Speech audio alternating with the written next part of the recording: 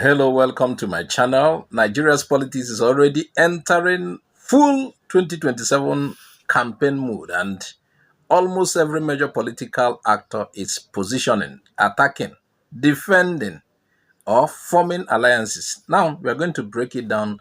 We gathered everything together for you today.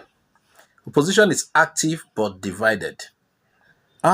We are seeing Atiku, Peter Obi, Amaechi, Makinde, and others all mentioned in different 2027 talks. And what this shows, the opposition is not united, yet everybody is still testing their strength. Different groups are preparing separately. The big fear in politics is this: if they all contest separately again, the ruling party APC becomes stronger automatically. So right now, opposition politics looks like many big names but no single direction. The second one is that PDP is not stable internally. The Wike-backed PDP screening shows something deeper. PDP is no longer acting like one solid party. Wike knows what he's doing there. There are different factions inside the same party, and each side is organizing its own structure and ambitions. Now, even the screening of a sole presidential aspirant in one faction shows how fragmented the party has become. So, instead of PDP versus APC, clearly it is PDP fighting PDP internally plus APC watching. On the test story, Tinubu is focusing on youth plus political survival messaging. Tinubu's statement about youths voting him out shows two things. He understands that the young voters are powerful. He is already thinking about 2027 survival strategy. Meanwhile, he could have some other plans.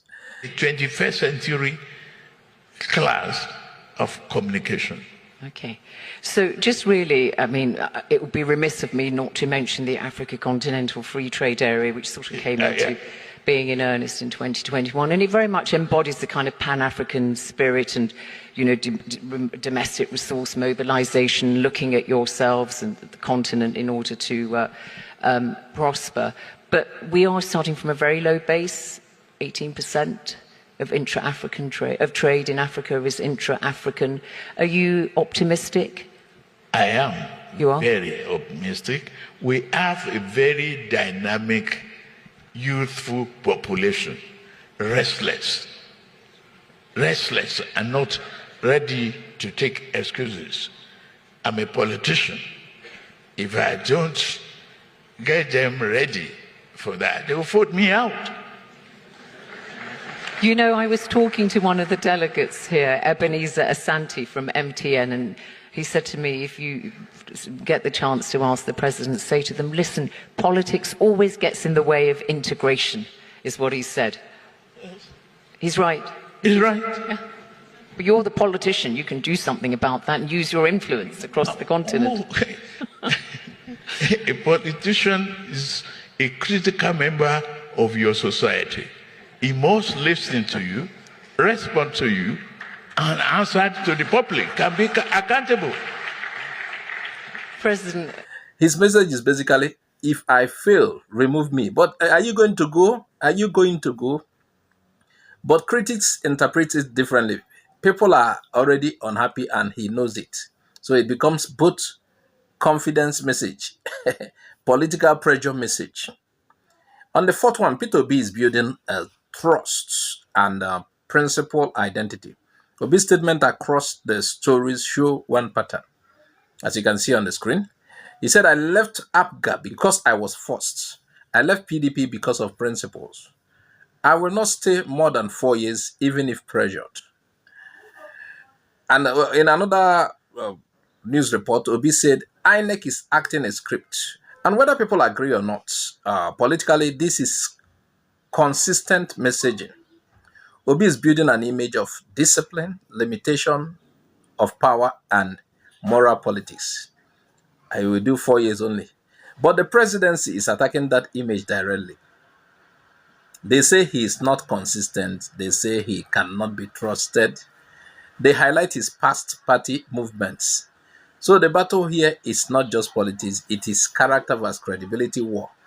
But they are part of the reason why Obi is moving. They are going to spoil everything in every party he goes. Now on the fifth story, Atiku vs. government tension continues. Atiku is demanding that El-Rufai should be released. And that adds another layer. Opposition leaders are defending each other. They are framing issues as justice and fairness. Government side sees it as a political interference, so it becomes opposition defending democratic fairness narrative. And by the way, we know why. We are not trying to say El-Rufai is that good man, but Nigerians are aware of why El-Rufai is being held. It is politics. And it's increasing political tension before the elections. Now, in the deeper picture, Nigeria is in early alignment war. If you combine everything, trying to put everything together, we are seeing opposition leaders positioning themselves early. PDP splitting into camps, and APC defending power and attacking opponents, and youth vote being highlighted as kingmaker, and public trust debates increasing.